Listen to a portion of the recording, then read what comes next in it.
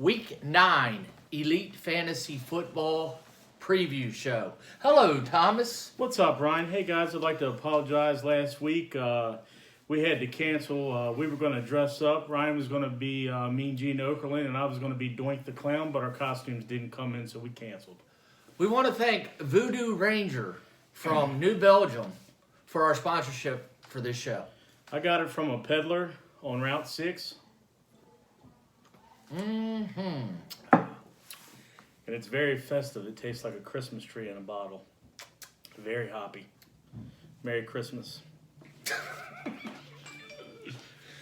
I'd like to start out by saying this week, me and Ryan were discussing this. It's probably one of the best weeks we've had in the 10 years as far as at this point in the season, how many of these matchups are with teams with very close records or identical, and they're winning records. They're not, 2-7 or whatever. Would be 2-6 because this is going into week 9. And all teams are basically still in the playoff race. Right.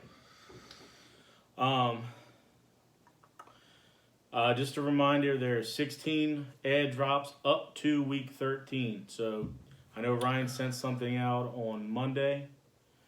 That was Sunday night.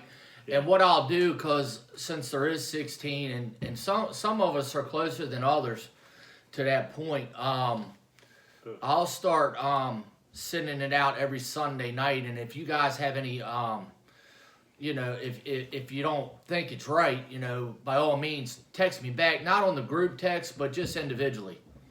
And you can also go on the website under ad drops. You can separate it all the way down to your name, and it'll show all of your ad drops if you think there's a discrepancy. So you would click league, transaction, and then there's a tab that you can look at each team. Yeah.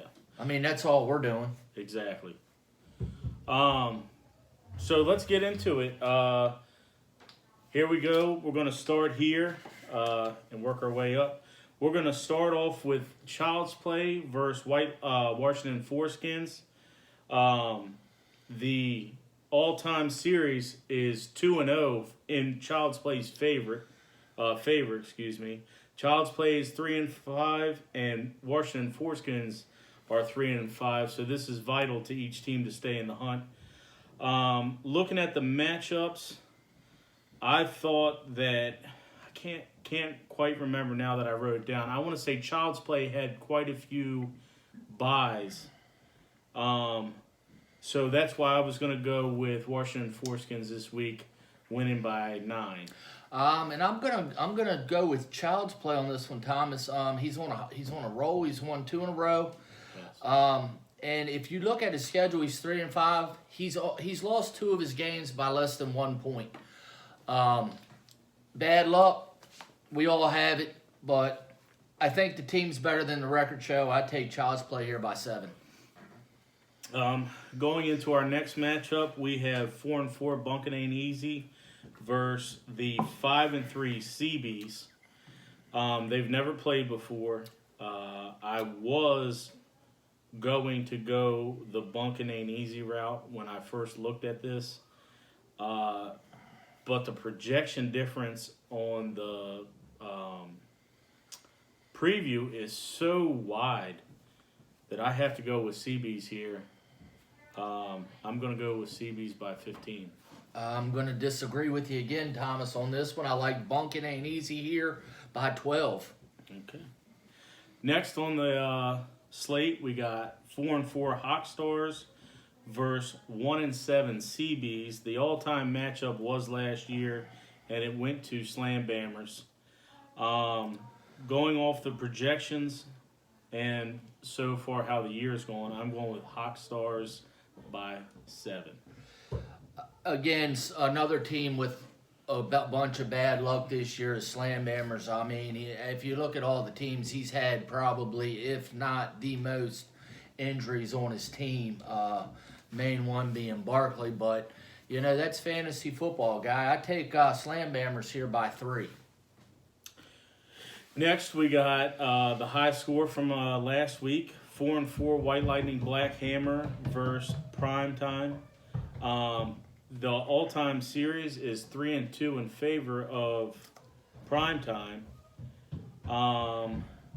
I am going to go with White Lightning Black Hammer here by 2.5. And we're going 4 for 4 because I like Primetime here by 15. Next up, we got the 5-3 Fear the Turtle and the 5-3 Funny Guy. Ooh, good game. And they're two juggernauts over the 10 years. Both these teams are perennial playoff teams. The record is 6-1-1 in favor of Fear the Turtle. I don't know who won that tie. Oh, because it must have came down to the defense. Yes, back then. So I don't know who actually got that win. It's either Josie 7-1 or Josie 6-2 all time. Funny Guy, I believe, had some buys. Also, he lost Kettle. But he should be gaining back Christian McCaffrey, what should help him. Yeah, he's supposed to come back. I don't think that's enough to overcome Fear. So I'm going to take Fear here by 12. And I agree with you on this one. Fear here by 12. Okay. All right. Let's go. The next one we got the 3-5 Slap'em versus the 4-4 Cooley. Never played. This will be their first time.